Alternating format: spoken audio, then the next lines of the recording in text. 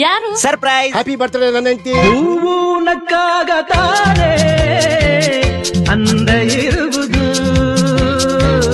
ತುಂಬಿ ಬರುವುದು. ಅಮ್ಮ ಪಪ್ಪನ್ ಸರ್ಪ್ರೈಸ್ ಹೇಗಿತ್ತು? ಸಖತ್ತಾಗಿತ್ತು. ನಂಗಂತೂ ತುಂಬಾ ಖುಷಿ ಆಯ್ತು. ಅದ್ ಸರಿ ಗಿಫ್ಟ್ ಇದೆ. ಗಿಫ್ಟ್ ಈಗ ತಾನೇ ಕೇಕ್ ಕಟ್ ಮಾಡಿಸಿದ ಅದೇ ಗಿಫ್ಟ್. ಇದೆಲ್ಲ ಒಂದು ಗಿಫ್ಟ್. ಗಿಫ್ಟ್ ಅಂದ್ರೆ ನಮ್ಮ ಪ್ರಧಾನಮಂತ್ರಿ ನರೇಂದ್ರ ಮೋದಿ ಅವರು ಕೊಟ್ರಲ್ಲ ಅದು gift. Next Jan GST gift.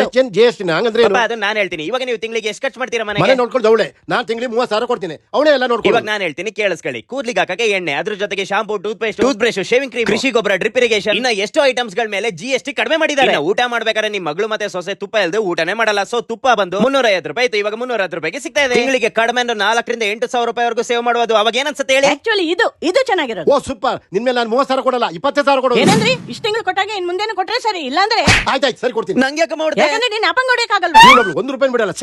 ಪಪ್ಪ ನಂಗೆ ಕೊಡಿತಾ ನಿಮ್ಮ ಇದ್ದೀರಾ? ಅಮ್ಮಂಗ್ ಹೊಡೆಯಕ್ಕಾಗಲ್ಲ ಅದಕ್ಕೆ. ನನ್ನೇ ತಬಲಾ ಅನ್ಕೊಂಡ ಎಲ್ಲ ಕಡೆಯಿಂದ ಬರ್ಸಕ್ಕೆ.